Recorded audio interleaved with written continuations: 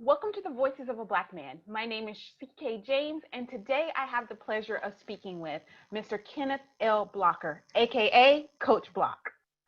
The Voices of a Black Man is a platform for Black men to be seen and heard.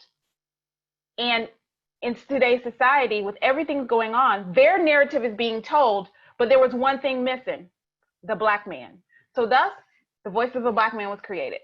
So we're going to get into our conversation today with Mr. Kenneth L. Blocker, aka Coach Block. You here? Yes, ma'am. How you doing? Doing well. How are you doing? I'm well. I can't complain. All right. Sounds good. So I'm just going to jump right in. Are you ready? Okay, I'm ready. All right. So, tell us what it was like being young Kenneth Blocker. Where'd you grow up? Where are you from? So I'm originally from Pittsburgh, Pennsylvania, and I currently live in Raleigh, North Carolina. Um, Young Coach Block is a story of many of our young Black men.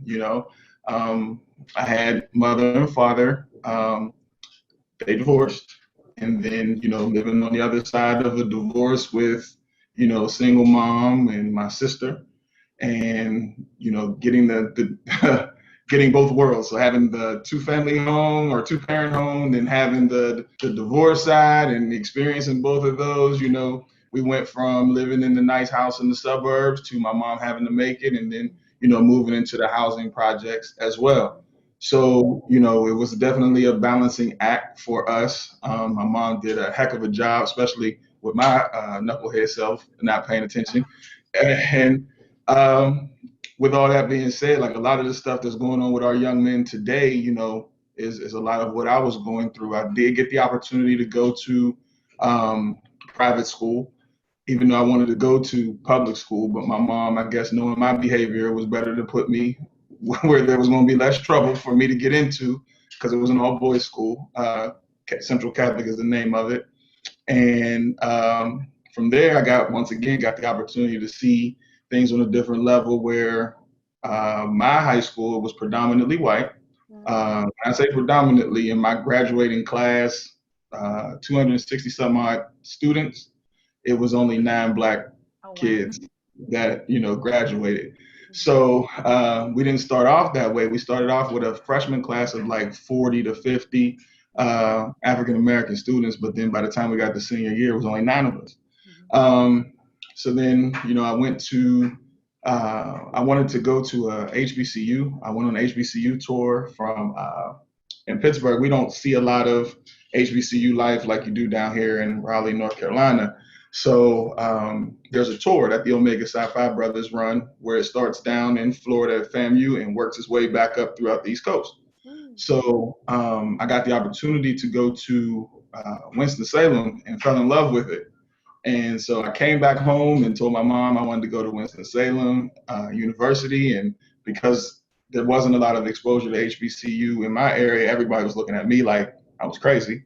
And also, I played football and had an opportunity. I had a scholarship opportunity with the University of Michigan and Virginia Tech. But I really wanted to do the HBCU life and HBCU experience. So my mom she didn't hinder that. She let me get the opportunity to go. But I ended up having to transfer back home to Pittsburgh. And when I transferred back home, I went to Duquesne University, where I worked with child psychology. And then it was just a whirlwind after that. So stopped playing football and, got mischievous and had my first daughter while I was in college, and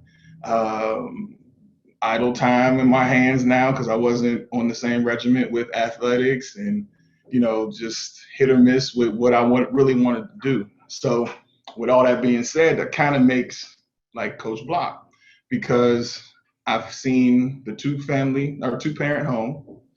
I've seen the single family home. I've been a part of HBCU. I've been a part of predominantly white university.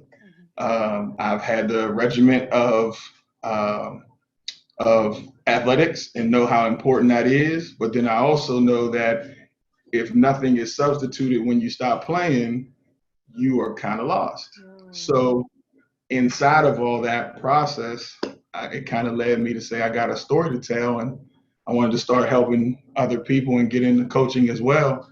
And that's kind of what got to Coach Block. Oh, wow. So I want to go back a little bit because you gave us a whole lot, which I'm excited about because you gave me a lot to delve into.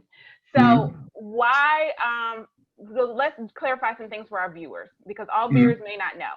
HBCU stands for, Historically Black College and University, okay, and Omega Psi Phi is, a African American Greek letter fraternity. okay. So that way that they're like, what is that and who are they and what's that organization and what are they doing?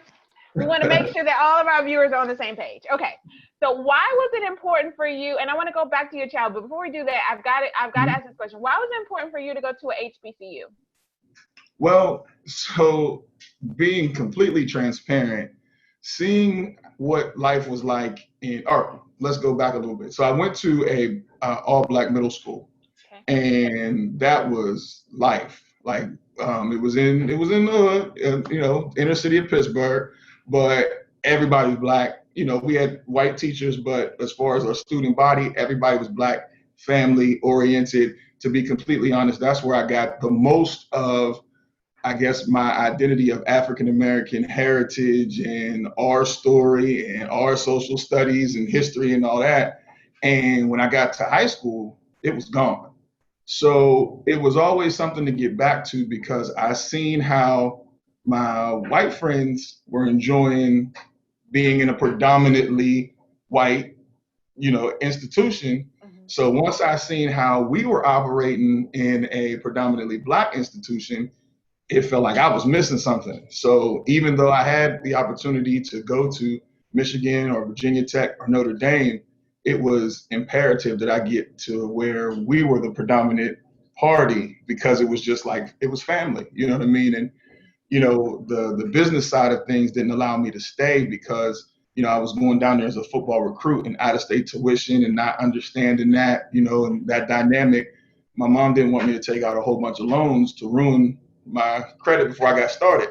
Yeah. So then she was like, you got to come back home because we couldn't afford it. But even that small time that I was there, it was just being able to see successful black young people doing something besides the stereotype that we get told all the time.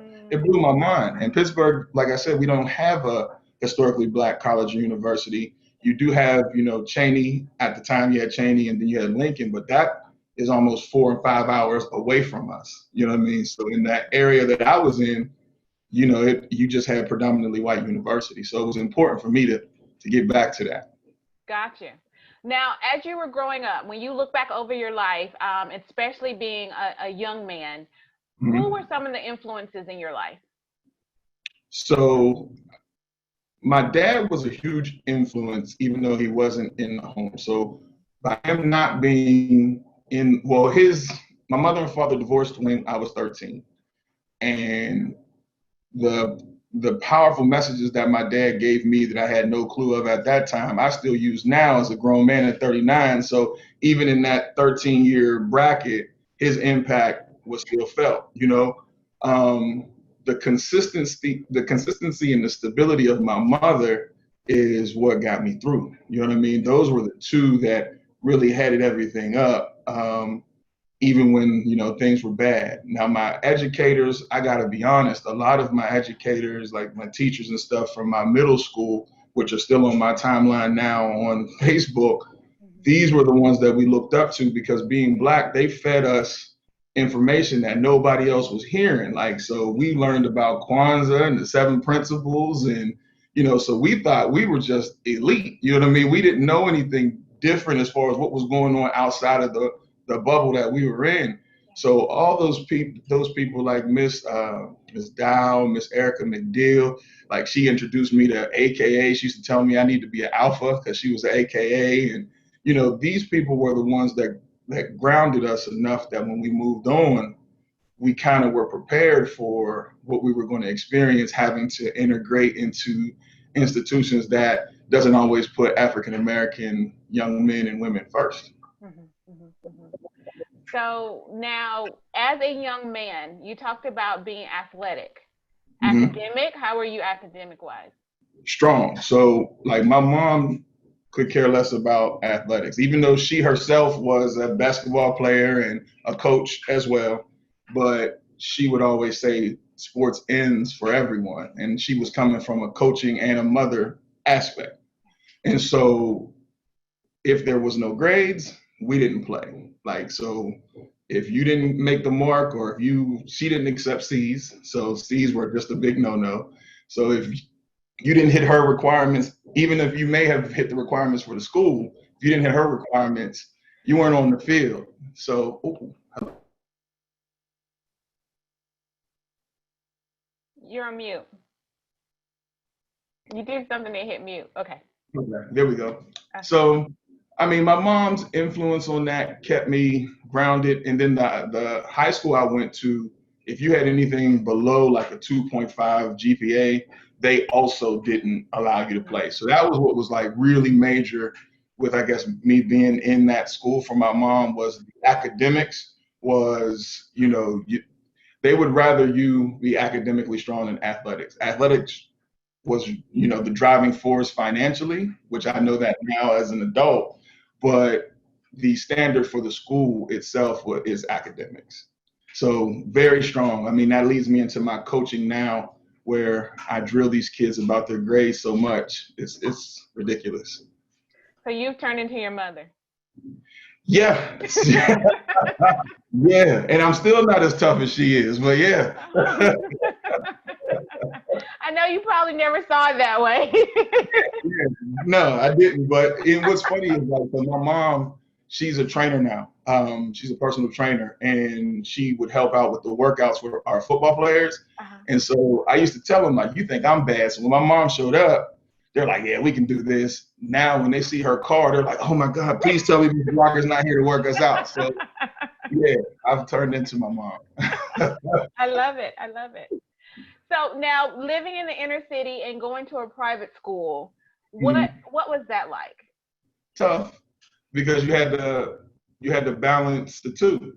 So I'm catching two public buses from the projects to my school, and I'm going through gang neighborhoods, and you got to have that mindset, right? Because you got to always have eyes in the back of your head. You never know what's going on.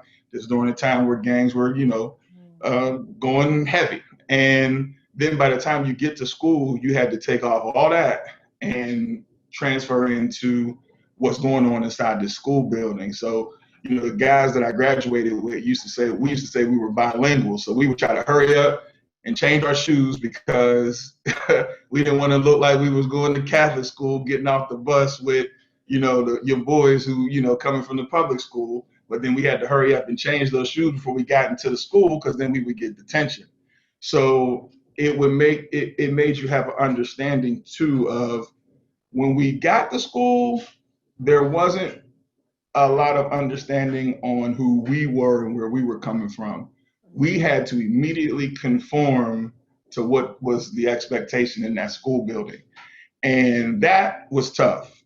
That's kind of what took the ratio of African American students from year to year to year down because it almost stripped you of your identity, and I know a lot of my teachers probably, or any of my teachers who are on my timeline from my high school probably got their mouth open right now, but it's the truth because we had to fit in. Like, so just recently, maybe, I think right around the time of COVID, maybe like when COVID really hit in March, there was a young man who was suing, or not suing, but at least bringing some type of charge against discrimination because of his hair.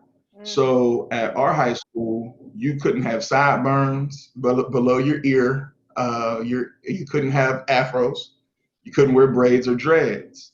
So, and if you wore it natural, the way the young men do now, where they just get a shape up and just let their hair grow, that was a huge no-no. So he's fighting that. And it's because we had to conform to that. And then now, once you conform to that ideology that's inside of that institution, you come home, and then that's not flying at home. You know what I mean? So then now you got your boys like, why are you talking so white? Like, what's going on, man? That school changing, y'all. So you had to find that healthy mix. Mm.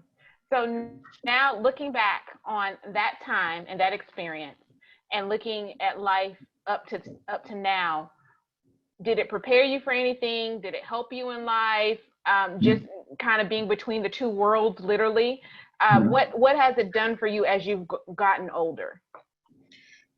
It definitely prepared me for the political side of what goes on out here and what we are experiencing today. I got to be completely honest when I say that the real world things that we dealt with in that school, we didn't have an idea of that was really what the world was operating like, because we came from the hood. Everybody take care of each other.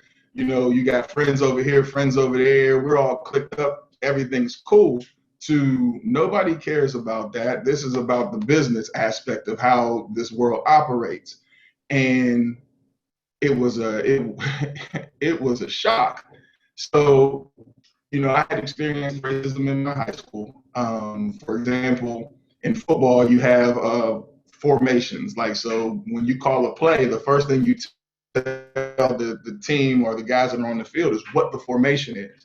Well, I was the only black starter. So I was the only black student at that time who started on the team. And whenever I was in the backfield by myself, it was called black.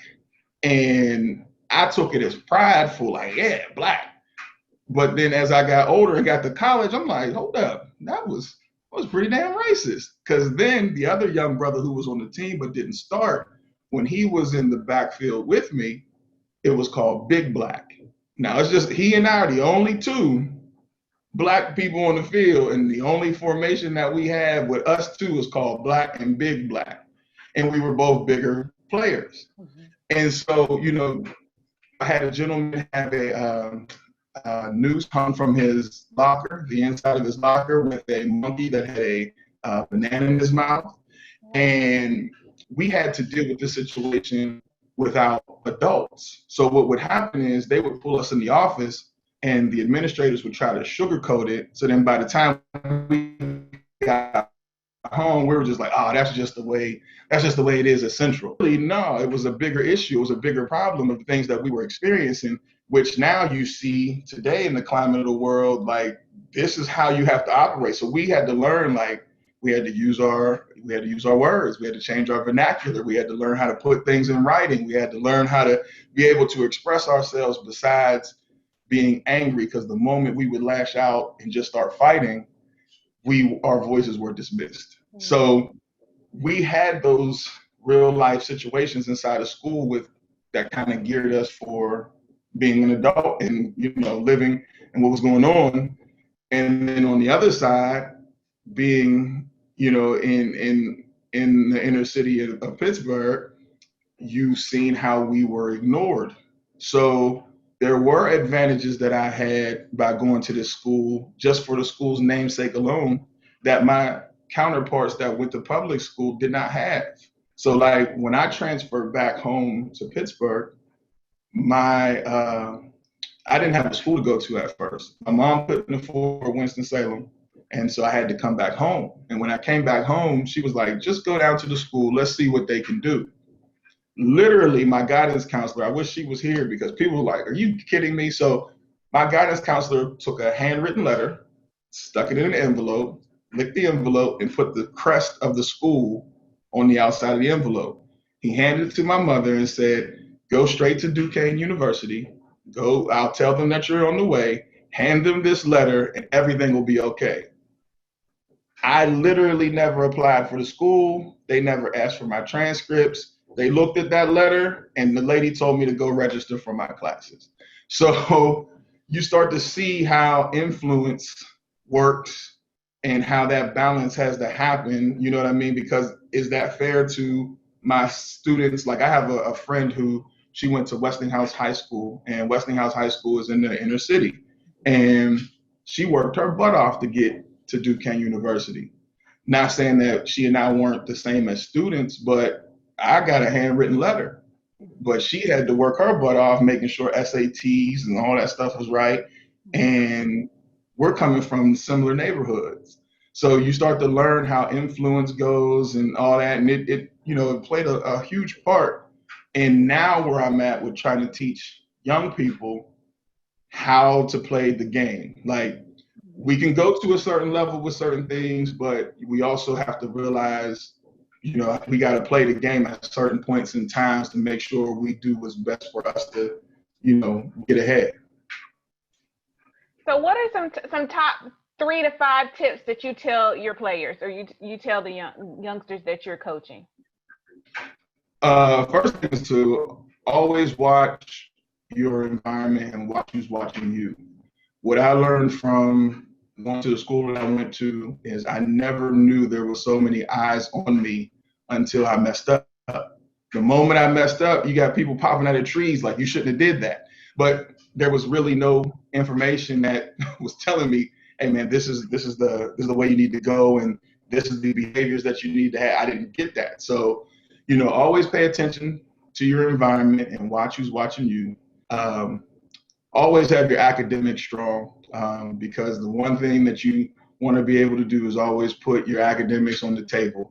Uh, you can take athletics away from you and all that, but they can't take away, what you've learned and what's inside you. What I learned from when I messed up, you got people popping out of trees. This is the way you do who's watching you. You can take athletics, make sure that they have their mindset together. So, matter of fact, there's a video on my timeline where I talk about the set, where down, set, hut. So when they say hike, everything goes. Like, that's when the play starts.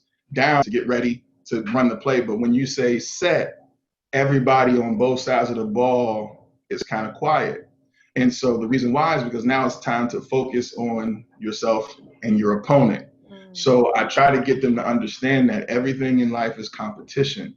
And you have to realize that even when you're not working, your opponent is. And that may be, somebody applying for the same scholarship as you, applying to get into the same school as you. So it's hard for young people to realize that until they don't get that scholarship and they thought they deserved it. You know what I mean? So we are, and another thing I tell people or tell my team or the young people is nobody said life was fair. And, they always want to express themselves. And I love creating the platform to express themselves. But then I also tell them that, the harsh reality of the world is everything's not going to be fair. So, then I get the opportunity to teach behind that lesson of not being fair to nobody said you can't do or you can't have. You just may have to take an alternative route to get there.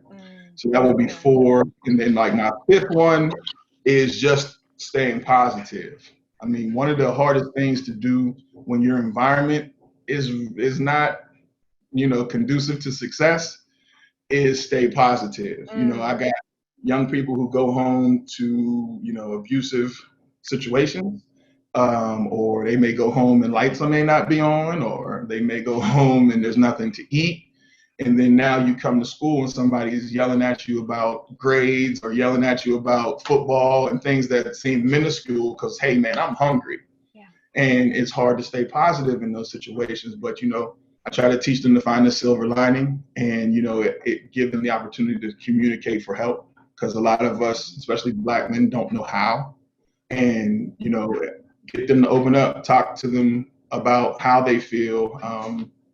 We used to have a session every Monday where however they feel, whatever they want to say to me, even if it isn't the most articulate form, but however they need to get it out, we just get it out and get their feelings out so that they can talk about it. Because the one thing with a lot of African American men, you're taught to suppress that. Why are you crying? What you crying for? You shouldn't be crying about that. Shut up. And so you see that there's a lot of hurt in our young men, and I can identify with that hurt because I had it too. You know what I mean? So it was tough to see mom working the way she had to work. It's like, so for example, we were latchkey kids, my sister and I. So my mom worked for Greyhound. The more routes she did, the more she got paid, but that would take her away from home. You know what I mean? So then when you're coming home and you got to learn how to cook and your sister's tired of eating noodles and hot dogs because that's all you know how to make, so you got to start learning that male role early. You know what I mean? And so I try to give the kids an opportunity to have a platform where, they could just be kids. And that's the other part. Don't rush this process. You know what I mean? A lot of our young people try to rush the process to be grown and miss just being kids. Mm, mm. So are you the oldest of the two of you guys, or are there more siblings? So there's four of us. I have an older brother and an older sister, half sister, and then myself and my baby sister grew up together in the same home. So yeah, she got a good example of what not to do from me. Gotcha, gotcha. Yeah. Mhm. So taking on that responsibility at an early age, when you look back, what Mhm. did that do for you? Um, I think it helped me just understand the dynamics of how a house should work by any means necessary. Like my mom always created stability for us to where we didn't realize how bad off we were at times. You know what I mean? And she would tell us, but because of the environment we were in and the love that we were receiving, we never knew how bad our circumstances were. And so I think growing up like that, it let us feel that, even though your circumstances may be bad or you don't have to look like your situation. You know what I mean? And there's always some type of positive that you can get out of what's going on. Like we lived in the projects and we had a pool in the backyard. Like, so my sister had a pool growing up. Like, what? Who has that? So, in our house was that house where people came and got into our above ground pool. Mhm. But my mom never let it be that okay. So we're living in the projects and we got to be this mindset. It was never allowed. Like, so she always kept our minds moving on. What's next, or you need to see more. You need to see things outside of your city, and we would travel. We would do things together to where it would open up our minds. Like even the Black College tour that we took, like she was the one that brought that to me, saying like, you need to go on this tour and see these schools. I wasn't thinking about that, but once again, it opened up your mind and got you outside of what your environment was. Mhm, mhm. When was the first time that you realized you weren't a young man, but a black young man, and what did that mean? Mm.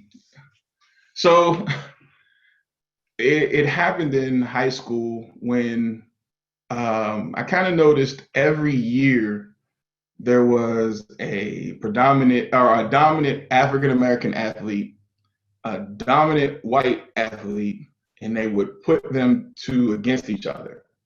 And you had to figure out how to navigate this without getting the same assistance that the white athlete got. And so, like, I have guys that played in front of me that were phenomenal athletes. And every year, something would happen where it would be, okay, well, why didn't this guy go to this university? Or why didn't this guy go to this school? And there was information blocks that they were missing. And then it happened to me. So when I became a senior, there's recruiting letters that you get, and you have to answer them in a timely manner. Mhm. Well, one of my recruiting letters were found on the ground. Now, when I was a junior, I got all my letters. And so I had gone to the University of Michigan and I got a chance to go to the game and go into the locker room. I went to camps with in Virginia Tech and all that stuff. So junior year, everything was rolling. But then senior year, things started to switch. And all of a sudden, the light that I had shining had started to dim and I didn't understand why. But then my counterpart that was, equally as talented athletically, he was starting to get more attention. And so it was made to seem as though you need to humble yourself and understand that, you're going to earn it. But I'm like, I'm not understanding why he and I aren't getting the same information. And then I'm looking at my friends who are going to public school and I'm like, but they're getting theirs too. So what's the problem? Yeah. And then that's when I started to realize, oh, this might be a black thing because this is happening to the athletes before me and this is a pattern. And so when I finally started getting my information, I started contacting the coaches. My mom and I started contacting the coaches. And one of the coaches told my mom, no matter what they say about this kid, I'm gonna take a chance on him. And my mom said, well, what are they saying about this kid? Oh, well, he comes from this background and, he may have behavioral issues. And so they labeled me as if I was a problem because of where I came from versus who I was on the field and on paper. And I think that was the first time I realized, like, oh, this skin color this is where they have a problem with this. Like, it happened again and surfaced again when I had an opportunity to create a all-star game for African Americans athletes. And we had a great pool of kids. And one like, and there's a lot of us out there, but we're not employed. I'm like, all right, I'm gonna create a platform for African American coaches to be seen so that they can get jobs. And I had a white athletic director in Pittsburgh. I won't say his name because people would probably hit the roof. But he sat with my mom and I because she was helping me with this. And he told me, Ken, I love your idea, but who's backing you? And I'm like, who's backing me? This is my idea. I created this. Well, if I were you, I would put some of our boys in the game.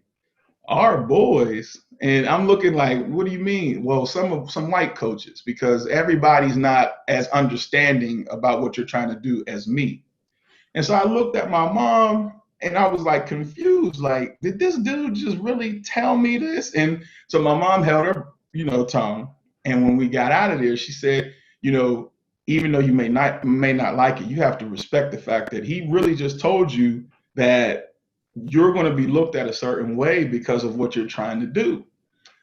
I still didn't want to believe it, you know what I mean? And so I kept pushing with my game, and come to find out the coaches that he was talking about banned against my game and wouldn't allow their players to use the equipment to be a part of my game. So I've been slammed early with, what being Black is and the obstacles that you get, because I've watched some of my white counterparts do these things with no problem, just roll with it. And they'll include me in, and come on, Block, you're overthinking this, but no, it's clearly a problem at times with being an intelligent Black man who's not afraid to speak his mind. So, being an intelligent black man who's not afraid to speak his mind, when you walk into rooms, what do you hope people are thinking or saying about you? So what's funny is we did a workshop at with my high school, Enlow High School, where I was working, and it talked about how just the two people, they sat us across from a person of another race, and then they asked, how did you feel just talking to that person? And I told them, like, I at times feel as though I have to soften myself up, meaning like I got to make sure my eyes are a certain way, like open and receiving, because my natural face at times people are intimidated by it. And being a big bearded Black man, you already get judged before you even open your mouth. And some people, it actually strikes fear. So the young lady who was across from me, she was like, I'm not going to lie, he's intimidating. And it was because I was sitting straight up and making direct eye contact. It made her nervous. So one of the things that I try, or I would love for people to be able to do, is just get to know me first and have a conversation, or even just ask. Like, I've had a person ask me, well, why is your face like that? Like, why do you twist? Because this is usually my resting face. So my fiance always tells me, fix your face, and she'll take my eyebrows and push them straight up. And like I told her, this is just my face, but it intimidates people at times. And I don't want people to see it. I want people to be able to say, like, this guy's a open guy and willing to communicate. Because when they do, then you'll hear people say, oh, I don't know why people thought that about you. You're pretty cool. All you do is smile. So, that's one of the things that I would really want, is for people to kind of see past just a big bearded Black guy coming in the room, and don't take my confidence as arrogance. You know what I mean? That's another thing. A lot of people take being confident as being arrogant. Like, when you know what you know, there's nothing wrong with being confident about that. And sometimes, and not just myself, but other coaches that I've experienced too, feel like they have to do that as well. So, they'll, for lack of a better word, dumb themselves down because it makes other people feel comfortable rather than just being comfortable saying, I know what I know, because usually that causes some type of, rift or controversy between you and the person you're communicating with. Yeah. So do you feel like you have to walk around not being 100% yourself? In certain arenas, yes, yes. So like if I were to go into a room full of white coaches, like, and I use coach because one of the areas I think a lot of people may not really know is like black coaches, we take a hit out here because most of the time people are pulled into coaching because of the relationships they build. There's no degree that you can go to college for to be a coach. Mm-hmm. You either, have to go to school and get a degree in some form of education. And that might not be what you want to do, but you might really want to coach. But to be able to do it, you have to take another path, right? So you'll see a lot of African American, excuse me, you'll see a lot of African American men that will coach our youth, but have the ability to coach high school, college, and then some. So the NFL is trying to acknowledge that in ways, blah blah blah. But we have a huge talent pool of young African American coaches that aren't getting their just due. So with that being said, though, walking into a room of predominantly white coaches, they immediately look at you and they want to start quizzing your knowledge and who you know and where you're from.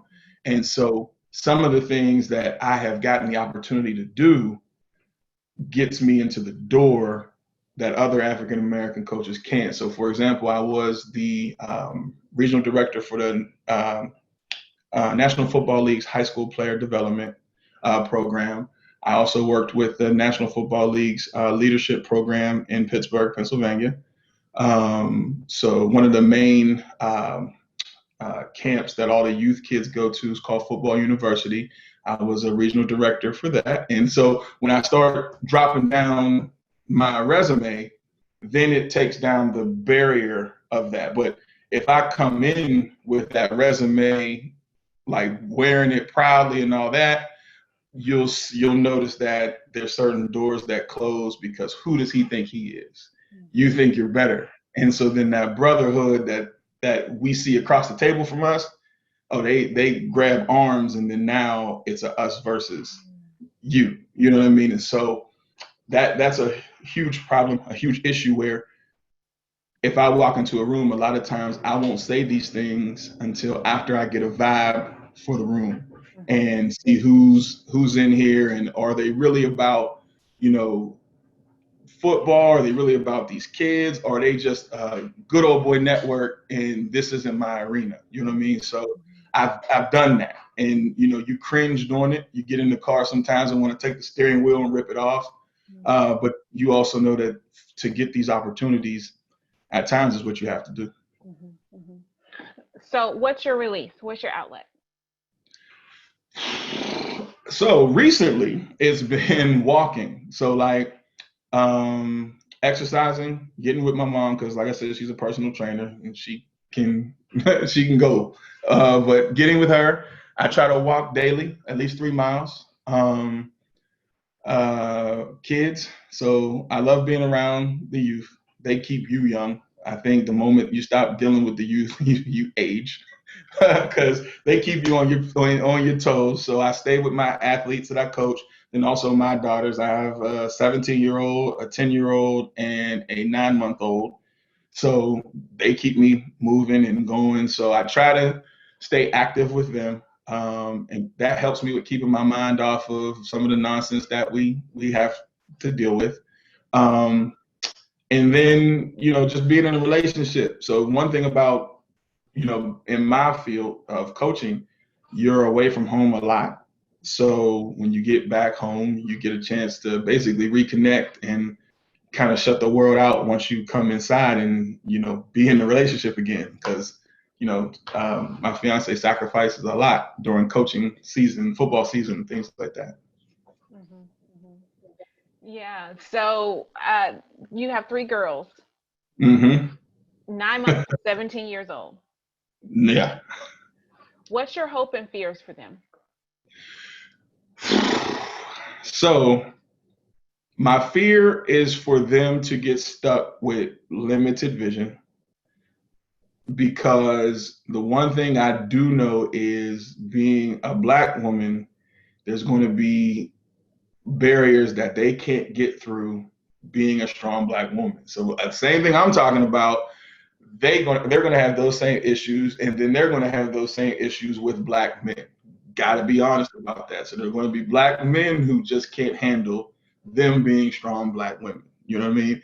I think I was blessed enough to have the example of my mother and father's dynamic, where my mother is very strong, and my father always created a platform for my mom to be who she is. Never tried to control, never tried to.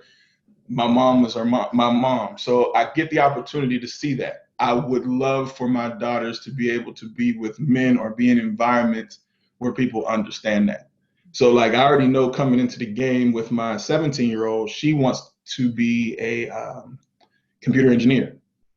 Well, in her field, there's not many of her. You know what I mean? So I don't want her to get discouraged. So one thing also is, building that confidence that, even though they may be in an environment where they don't see a lot of themselves, reflected, that you can still get it done.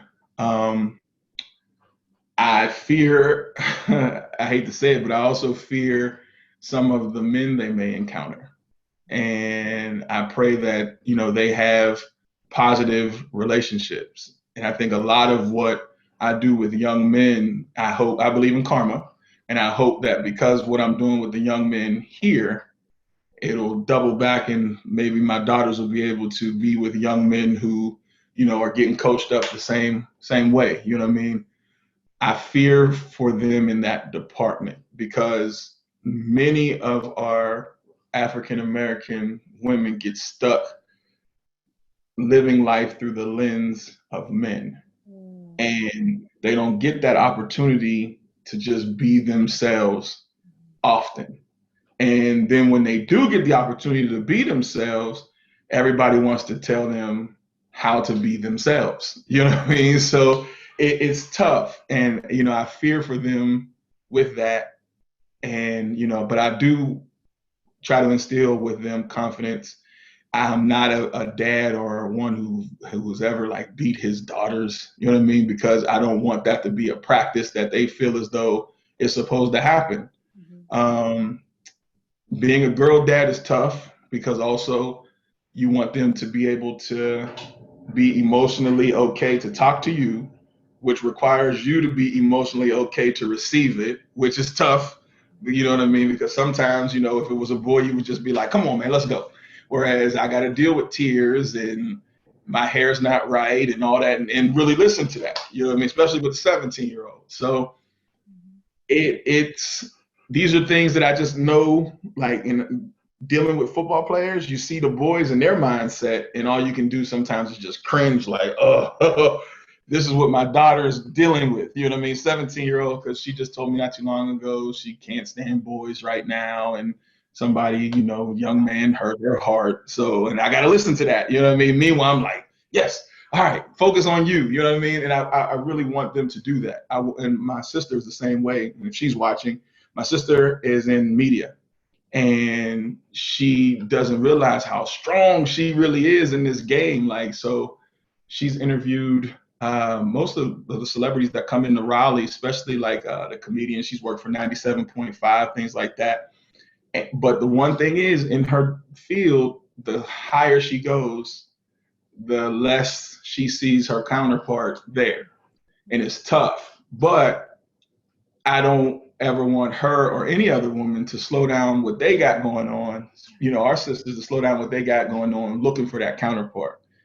It'll happen when it's supposed to happen, but, go out and get yours. My fiance, luckily, she has her own salon, and, it's tough at times seeing her go through her obstacles, but being supportive of what she's doing. Like I really want her to go get everything that she's supposed to, rather than think about, always having to be mom or always having to, be in that role that men place on you. Like, you're supposed to be out. What's for dinner? You're supposed to be home. You ain't washed these clothes, stuff like that.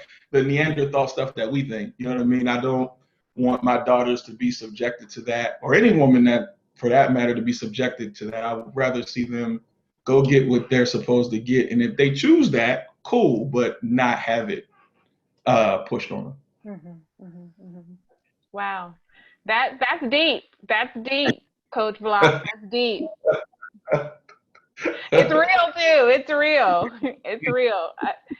You know, as we talk about all of this, I've got to go back to you and the kids because I know that that's where your passion is. Mhm. How in the world did you end up in coaching and what has it done for your life? So I ended up in coaching because my mom, so what people don't know, my mom played professional women's football, contact football Really? in Pittsburgh. The team was called the Pittsburgh Passion. So she had watched myself and my older brother play for so long. And she was like, I want to try to play football. I'm like, what? So then I didn't know we had a professional team. And she was like, I'm trying out for the team. So I had told her, like, look, if you're going to try out, I want to be the one to train you and get you right. And so I did. And then I happened to go to her tryout, and the owner of the team was like, I'm looking for coaches. So then that's how I got into coaching. And once she was done with that, and I was looking for what the next move was, I started with youth.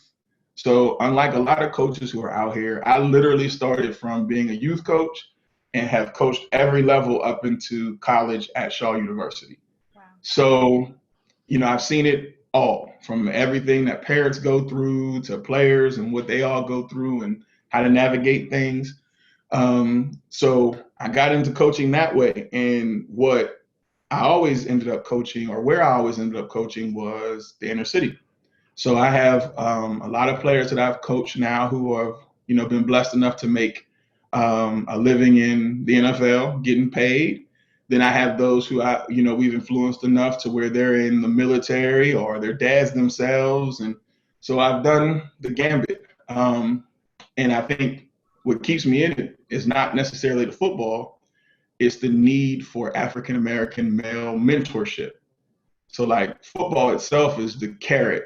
We dangle that carrot in front of them and they're running for that carrot. But while they're running for the carrot, you know, try to instill different things about leadership, community, strength, you know what I'm saying? Them understanding what their role is besides being an athlete. Cause that's one of the things that's making me cringe right now is, yes, COVID's happening and it's unfortunate that a lot of the teams have decided to not play, but what it's giving our young people, which they don't realize they'll value later, is giving them time to think about what it is I want to do.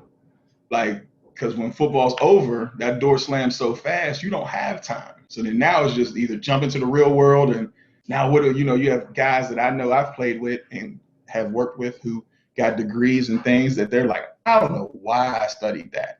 Whereas now you got time to sit down and decide what it is you want to do because you're not playing, and get your plan B. We need a lot of male mentorship with our young men. Like, we gotta get that. You know what I mean? They have to see it. So, that's kind of my driving force and what has got me and keeps me in it. Like, it's not about football. Like, football is the easy part. It's more so the mentor and seeing these guys grow up and getting their pictures when they graduate from college, or when they go into the military, or even when I have a couple guys that have started their own business and didn't go to school.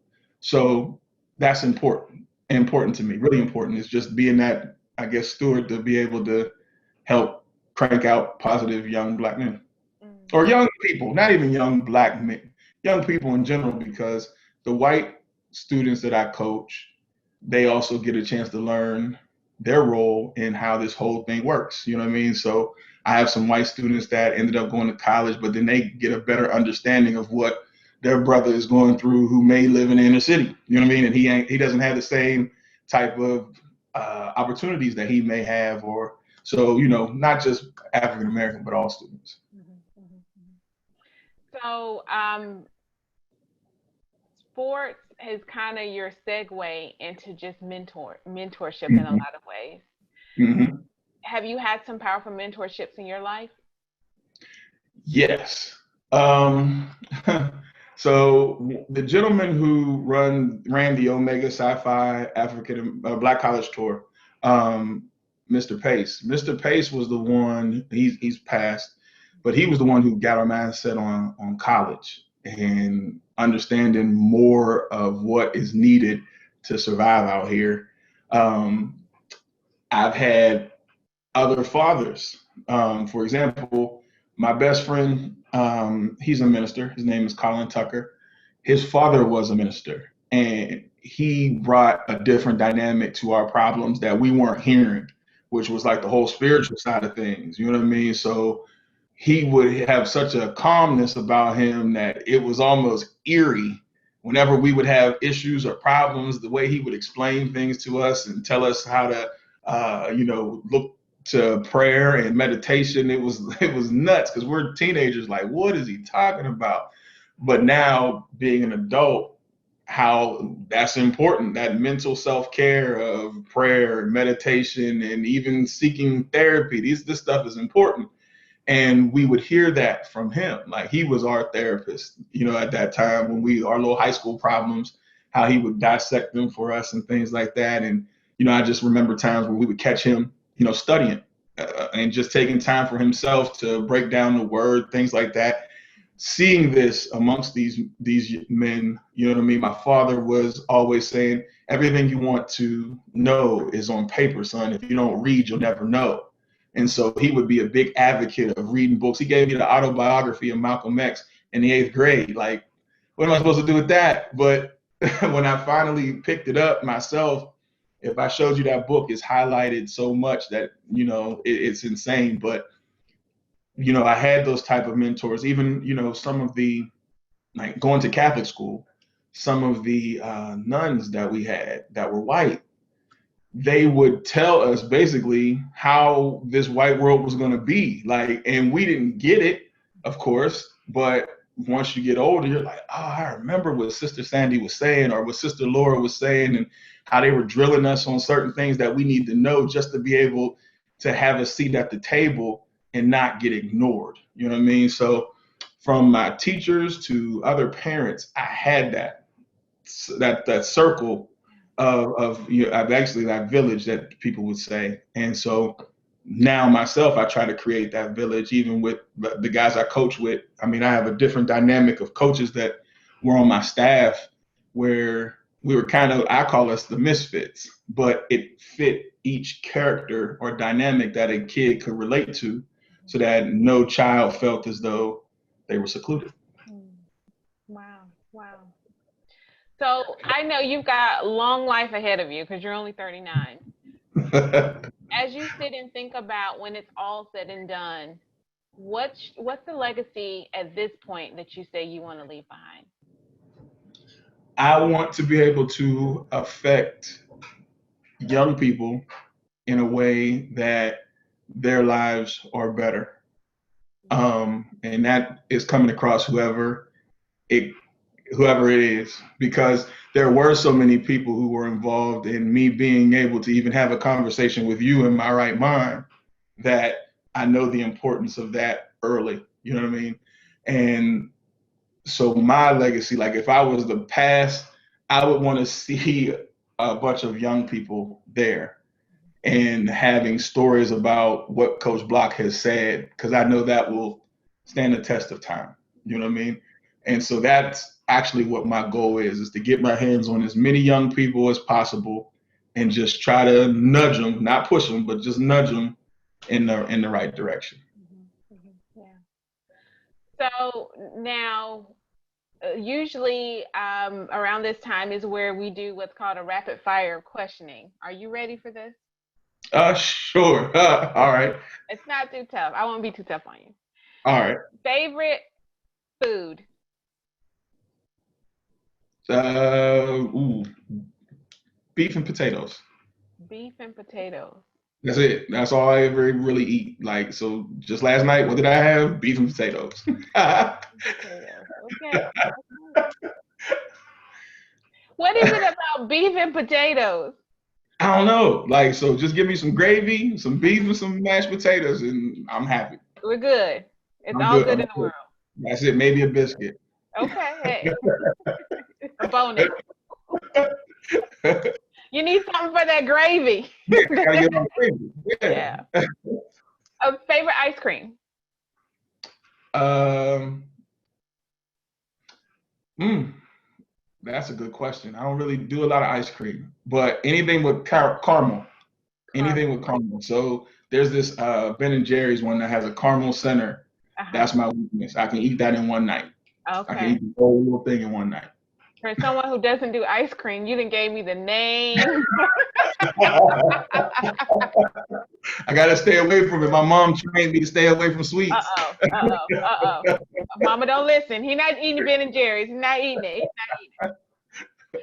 Okay. Favorite hobby? Video games. I'm still a gamer. Still Anything in got my particular? Xbox and all that. I like mystery games, like ones that's got some type of puzzle to solve. Mhm, mhm, mhm.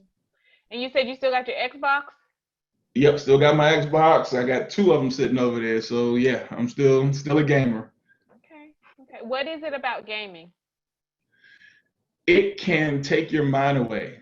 So Mhm. like for a minute, I can play a game for an hour and literally not think about anything else. And sometimes because my mind is constantly racing, I have to put it on something to center it so that I can just relax. And they usually help me relax. But sometimes the game will get too much and it'll cause stress too. So I'll cut that off. But most of the time, they help me relax. Got you. Favorite movie? Godfather 1 and 2. Yeah, Godfather love 1 the show. and 2. Yeah, just because um, the mindset and the development of the characters in the movie, um, learning the dynamic of family, trust, loyalty. Um, I love it. I could take literally a Sunday afternoon or a Sunday. You got to start Sunday morning and watch 1 and 2 all the way through, just because just the different dynamics and development of the characters, and what people glorified as gangster, but really seeing that those gangsters were like dying inside. You know what I mean? Nobody really paid attention to. Al Pacino's character in Godfather 2 was miserable, and even though he had all this power, he was still not happy. And so I love watching the dynamics of those movies. Mhm, mhm, mhm. Favorite vacation or destination spot? Uh, that's sad because coaches don't vacate a lot because we work during the summer. So I know where I want to go. So Okay. before COVID hit, I got the opportunity to get my passport, and we were supposed to go to Santorini, Greece, Oh, but yeah, but COVID killed that. So I would like to go to Greece, and I would love to. I have a former player of mine whose mom is Nigerian, mhm. and she told me she would take me to Nigeria because I gotta go see our people. I just want to see it. Like I want to see us in our element. Yeah. Why is that so important to see that? Because I've always heard about it. So like the what fourth through eighth grade, we learned so much about African history, Mhm. and you don't like there's besides artifacts in a museum, you can't see a lot. Where for a lot of the history that's here for our white counterparts, they can go say, oh, this building, this building, this building right here in America, but a lot of our stuff is overseas. So we gotta go see that. I had a friend go to Egypt and came back. My brother's like, yo, everything over here is just petty. I'm like, for real? He's like, man, when you go over there, you just learn a different way of life. Like American life is petty compared to how our people are living over there. Like it's just so open. So he took pictures with the North Star above them and about the pyramids and all that stuff, and it just opened them up. And I've been trying to get over there ever since. Mhm. Gotcha, gotcha. Yeah. Well, our time is up. I've enjoyed our conversation. I hope Likewise. you've enjoyed our conversation. Yes, ma'am. I did. I thank you for sharing your heart, your wisdom, your experience, and your mind with us today. Thank you so much for just being seen and heard today and telling your story through your lens. Thank you. I know we can't cover it all, No. but I I do. I know it's like, oh, I got so much more. But what the tradition we have here is at the end, I'm going to put myself on mute and give you complete platform to say whatever it is that's on your heart, on your mind, to whomever, Mhm. and just to leave your lasting words. So you ready? Let's do it. All right, I'm going on mute. Okay. Um, I really don't have a lot to say, which I've said a lot in my story, but the main thing I want us specifically to our people to do at this time, and I didn't do it a lot, is just take care of yourself. There are so many battles that we have once we walk outside of our doors that if we keep overextending ourselves, it's now applying stress and it starts to wear us down inside, no different than the COVID virus. Stress is a killer. And I'm learning that from my mom. I'm learning that from being in the hospital 2 times in the past 2 years, from stressing about things that I just really absolutely had no control over. I want us to start exercising, eating right. And I'm telling this from a person who wasn't exercising and who wasn't eating right because all I want is beef and potatoes. And so it opens you up. It opens up your mind, it opens up your body, and it opens up your spirit. If you don't have someone to talk to, find someone. Therapy is real and it helps, because right now we are on the cusp of change. We don't know which way it's going to go, but any way it goes, we have to be prepared for that fight. And the only way to be prepared for that fight is to take care of yourself so that you can help take care of someone else. You can't take care of anybody else if you're not whole in yourself as well. So, let's do a better job at taking care of ourselves, and let's just keep going and keep pushing and keep fighting so that we can all live together in, what we may see as harmony. And that's all I got. Thank you, Coach Block. Thank you so much for your time today. And again, like I said, sharing your story and sharing your heart. To our Thank you. viewers, I want to say thank you for listening today to the Voices of a Black Man. You've seen and heard Coach Block tell his story through his lens. Now the next part is up to you. There may have been something you've heard that you never heard before in your life, or saw something through a different lens that you've never seen through that lens before. And it may have brought up some things that you may not have known that were there, biases that you may have that you may not know or know you do have. Here's what I'm asking each and every one of us to do is, after we've listened, to then check ourselves, check our biases, and then take action to be better today and even better tomorrow. So if we help ourselves first and change ourselves, then we can reach out to change others and the world. So the infection of changing ourselves helps change our family, to our communities, and then the world. It starts with you, it starts with me. And that's really what the Voices of a Black Man is all about. It's for us to listen and hear a Black man's story through their lens, them telling their narrative through their lens, and then checking what we thought, what we knew, or what we perceived to be. Because this is true. They're human men who happen to be Black with their own backgrounds, experiences, various dreams and aspirations. That's totally it. So, how can we be better together? Is by each one of us checking ourselves first and then helping to change the world. I'm CK James. You have heard from Kenneth L. Blocker, aka Coach Block, today. Thank you so much, and we look forward to seeing you back very soon. Take care.